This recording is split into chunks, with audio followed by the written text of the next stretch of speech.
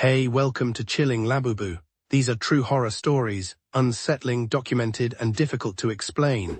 If you enjoy the content, feel free to support the channel, and let me know in the comments where you're watching from. Now let's begin. This story is considered true because it was officially documented, not as a horror story. Not as a mystery meant to frighten anyone, but as a routine incident report, one that was filed, reviewed, archived, and later quietly forgotten. Nothing about it was written to be dramatic, and that's exactly why it's disturbing. In 2011, a private logistics facility operated on the outskirts of a mid-sized city. The building was enormous, concrete floors, long windowless hallways, storage wings that stretched farther than the eye could see. Fluorescent lights remained on at all hours, not because someone was always there, but because darkness inside the building caused too many accidents. The facility ran 24 hours a day, but after midnight, it was nearly empty. On overnight shifts, only 3 people were scheduled to remain inside: 1 supervisor, 1 machine operator, and 1 security guard. The security guard had been employed for just under a year.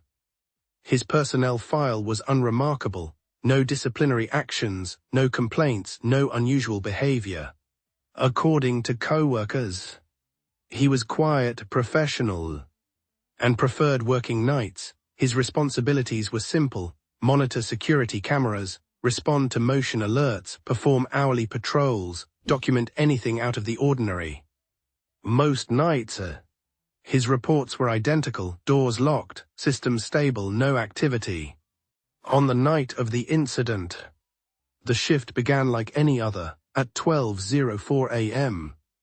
The guard logged his first patrol: all exterior doors secure, no issues.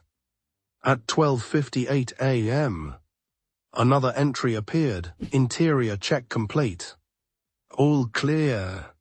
Nothing unusual had occurred: no alarms, no alerts, no system errors. At 1:12 a.m., the guard made another routine entry: all sectors secure. Investigators would later note, this was the last entry. That showed no signs of concern. At 1:46 a.m., a motion alert triggered. In a restricted storage wing, this wing was not active. No deliveries were scheduled, no employees were assigned to it overnight.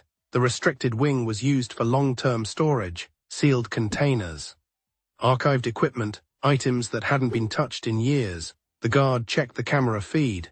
The hallway appeared empty: bright lights, clean floors, no visible movement. The alert reset itself after 10 seconds. Motion sensors malfunction from time to time. This alone was not unusual, but at 2:03 a.m., the same alert triggered again: same hallway, same sensor this time.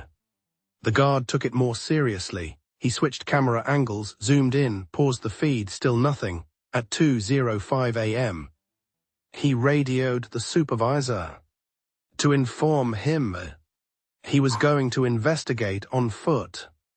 At 2:07 a.m., badge data confirms. The guard entered the restricted wing. Camera footage shows him walking slowly down the hallway. His flashlight is on, even though the overhead lights are already bright. Halfway down the corridor, he stops. He stands completely still, then very slowly, he tilts his head to the side, as if listening. There is no audio on the footage, but investigators later measured the pause: nearly 30 seconds. After that, the guard turns around and walks back toward the exit. At 2:19 a.m., he logs another entry: hallway clear, possible sensor fault. The wording is calm, professional. There is no indication that he felt threatened. According to protocol, that should have ended the incident, but at 2:41 a.m., a new motion alert triggered. This time, from inside the control room. The control room required badge access.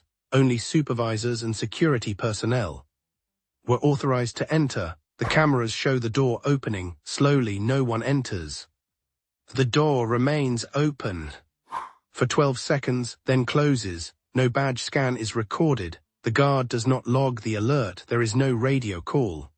At 2:52 a.m., the supervisor attempts to contact him. There is no response. Camera footage from the front desk shows the guard sitting in his chair, upright, facing forward, not moving. He remains like that for over 10 minutes. No writing, no phone use, no visible movement. Later analysis showed his posture never changed. At 3:04 a.m., the guard stands abruptly. He leaves the desk and walks toward the restricted wing again. This time, he does not scan his badge. The door unlocks anyway. System logs confirmed. There was no error, no override, no malfunction. At 3:06 a.m., the guard appears on camera. One last time, he steps into the hallway, stops, and looks directly into the camera. The footage glitches only for a moment. When the image stabilizes, the hallway is empty. The guard never appears on camera again. Police arrived before sunrise. They searched the entire facility. Every hallway, every storage unit, every exit. There were no signs of forced entry, no blood, no struggle. The guard's phone was found on the front desk, unlocked. The Notes app was open. A message had been typed at 3:05 a.m. It read, "He's already inside. It doesn't move the way we do." The guard was never found. The case was eventually closed. As a missing persons investigation, the facility replaced the motion sensors, upgraded the cameras, and permanently sealed the restricted wing. According to later maintenance logs, motion alerts from that hallway continued for months. No one was ever sent to investigate again, because whatever triggered those alerts didn't leave footprints, didn't appear on camera, and didn't need a badge to get inside. This wasn't written as a horror story. It was written as a report, and it still exists. Thanks for listening to Chilling Labubu. More true horror stories are coming soon.